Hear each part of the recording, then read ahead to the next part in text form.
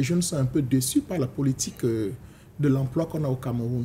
Souvenez-vous qu'on a le Fonds national de l'emploi, on a la société de la promotion des investissements, on a, bref, il y a tellement d'organismes que les fonds Piazzi et tous ces organismes qu'on a mis, les PAGER et tout, que l'administration a mis à contribution pour que les emplois puissent être créés. Mais malheureusement, ces efforts sont comme si c'est un épée dans l'eau parce que sur le terrain, on ne voit rien, mais quand on regarde les statistiques, les données qu'on nous explique, par exemple, il y a 10 ans, on nous parlait de 115 000 formations, par exemple, le Fonds national avait eu à promouvoir. Mais si on avait fait vraiment les 115 000 emplois, formations, on aurait pu avoir ensuite, si chacun ne produisait que 10 personnes par an, on aurait des millions de personnes qu'on devrait retrouver sur le marché de l'emploi capables de s'auto-employer. Mais malheureusement, nous voyons de jour en jour les jeunes quitter les banlieues pour se retrouver en ville pour faire de la moto. Ça veut dire que quelque chose ne marche pas. Nous voyons en ville, il y a quelques 2-3 jours, Tundokoti a été détruit parce que les gens ne trouvant pas d'emploi dans les entreprises se retrouvent à faire du commerce le long des rues. Et l'administration vient détruire sans vous dire où est-ce que vous allez aller trouver un autre emploi ailleurs. Ça, c'est déjà un fait qui montre qu'il n'y a pas d'emploi. De deux, toutes les sociétés qui existaient dans les années 70, aux années peut-être 90, sont de jour en jour fermées.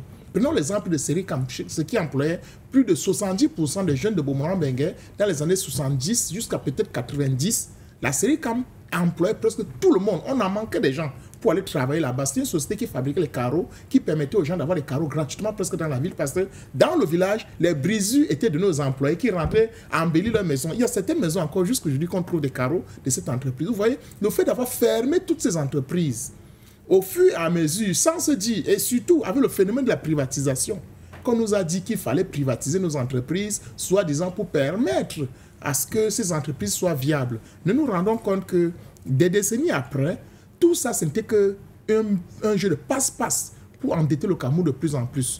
Nous importons l'engrais, alors que juste là, à Bomono, on avait la CEPCAE qui nous produisait des engrais. Donc, de jour en jour, les emplois sont devenus de plus en plus rares. Et le peu d'emplois qu'on peut permet de créer par le commerce, de jour en jour aussi, c'est reprimé. Et on a l'impression que l'administration compte beaucoup plus sur les impôts. Ça, on compte que les populations vont toujours donner des impôts. Mais vous allez avoir des impôts comment? Quand vous ne produisez pas. Quand vous ne pouvez pas apprendre à vos populations à consommer ce que nous produisons. Nous sommes tous les jours en train d'importer jusqu'aux spaghettis.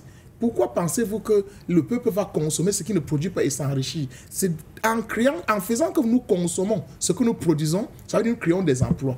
Mais lorsque nous ne produisons pas et nous consommons ce qui vient de l'extérieur, nous exportons nos emplois. Donc il est grand temps qu'on essaie de réviser notre politique d'emploi et ce n'est que par là que le peuple pourra vraiment être content de la politique de l'emploi du Cameroun.